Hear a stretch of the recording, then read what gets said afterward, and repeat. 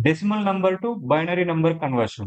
Okay, how to convert a decimal number into any other given number system.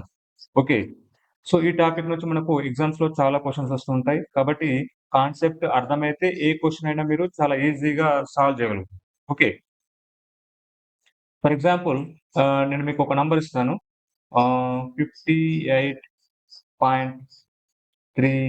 58.375. So ఇది decimal number. Okay, base 10. So ఇది decimal number. So ఇప్పుడు ఈ నంబర్ని మనం బైనరీకి convert చేయాలి. ఇప్పుడు చాలా మందికి ఏం డౌట్ వస్తుందంటే, సార్ బైనరీ నంబర్కి ఒక మెథడ్, ఆక్టల్ కి ఇంకో మెథడ్, హెక్సాడెసిమల్ కి ఇంకో మెథడ్ ఉంటుందా అని. సో దీనికి ఆన్సర్ ఏంటంటే నో. సో మెథడ్ అనేది ఆల్మోస్ట్ సేమ్‌గా ఉంటుంది. చేంజ్ అయ్యేది ఒక బేస్ మాత్రమే. అందుకే ఫస్ట్ ఒక గోల్డెన్ రూల్ గుర్తుపెట్టుకోండి. ఏంటంటే when you are converting decimal to any other number system, decimal నంబర్‌కి డెసిమల్ నంబర్‌కి లెఫ్ట్ సైడ్ ఉన్న నంబర్. సో దీన్ని ఏమంటాం? ఇంటిజర్ పార్ట్ అంటాం. లెఫ్ట్ సైడ్ ఈ డెసిమల్ నంబర్‌కి రైట్ సైడ్‌లో ఉన్న పార్ట్‌ని మనం ఏమంటాం? ఫ్రాక్షనల్ పార్ట్ అంటాం. ఓకేనా? సో ఇప్పుడు ఈ ఈ డెసిమల్ నంబర్ సారీ ఈ డెసిమల్ పాయింట్ ఏదైతే ఉంటుందో ఈ పాయింట్‌కి లెఫ్ట్ సైడ్‌లో ఉన్న ఏదైతే నంబర్ ఉంటుందో ఆ నంబర్‌ని ఎప్పుడు గూడా మనం డివైడ్ జేయాలి. రిపీటెడ్‌గా డివైడ్ చేస్తూ ఉండాలి. ఓకేనా?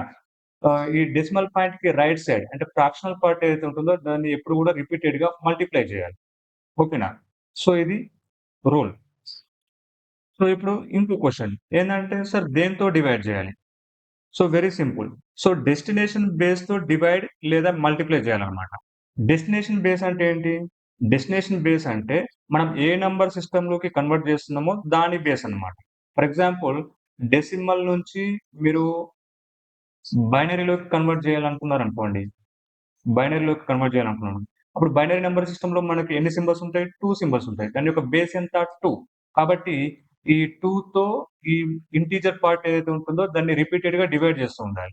ఫ్రాక్షనల్ పార్ట్ ఏదైతే ఉంటుందో ఆ నంబర్‌ని మనం రిపీటెడ్‌గా మల్టిప్లై చేస్తూ ఉండాలి. ఓకేనా? ఫర్ ఎగ్జాంపుల్ మీరు డెసిమల్ నుంచి ఆక్టల్‌లోకి కన్వర్ట్ చేయాలనుకున్నారనుకోండి. ఆక్టల్‌లో మనకు ఎన్ని సింబల్స్ ఉంటాయి మొత్తం? 8 సింబల్స్ ఉంటాయి. దాని యొక్క బేస్ ఎంత? 8. కాబట్టి ఇంటిజర్ పార్ట్‌ని మనం 8తో డివైడ్ చేస్తూ ఉండాలి రిపీటెడ్‌గా.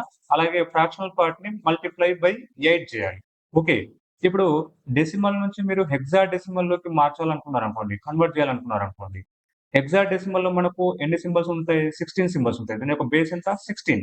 కాబట్టి ఈ నంబర్‌ని ఈ డెసిమల్ ప ఆహ్, డె సారీ ఈ ఇంటిజర్ పార్ట్ ఏదైతే ఉంటుందో ఆ నంబర్‌ని మనం 16తో డివైడ్ చేస్తూ ఉండాలి.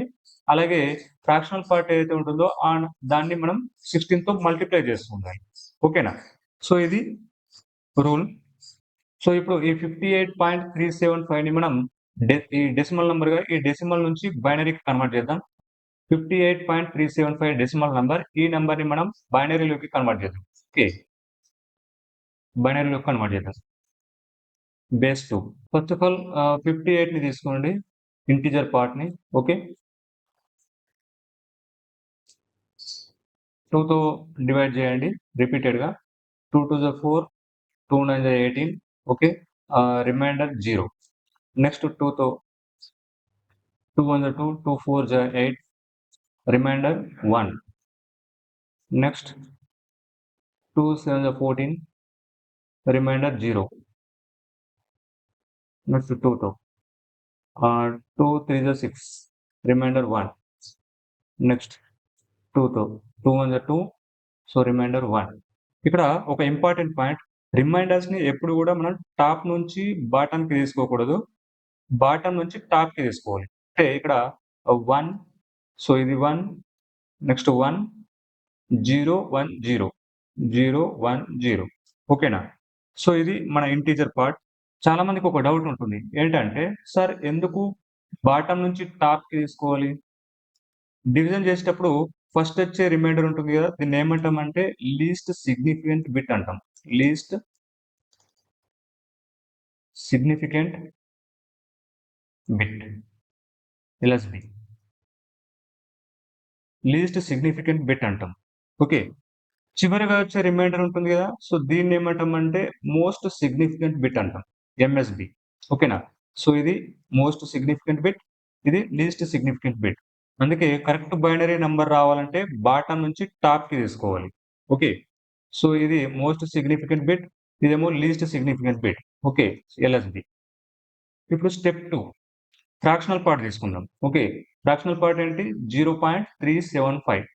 0.375. సో, దీన్ని 2తో మల్టిప్లై చేయండి. 0.750 వస్తుంది. సో, ఇక్కడ రిమైండర్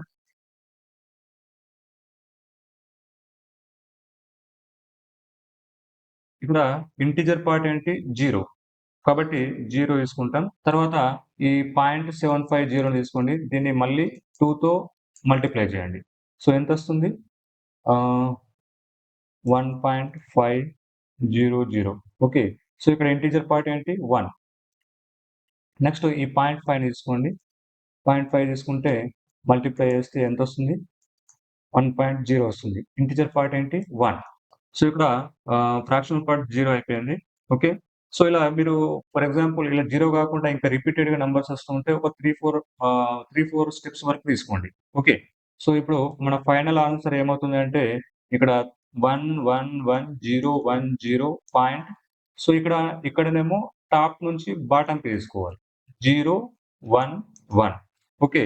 సో, ఇప్పుడు మన డెసిమల్ నంబర్ ఏదైతే ఉంటుందో 58.375 అనేది బైనరీ నంబర్‌లోకి కన్వర్ట్ అయిపోయింది. ఇదే మన ఫైనల్ ఆన్సర్. ఓకే.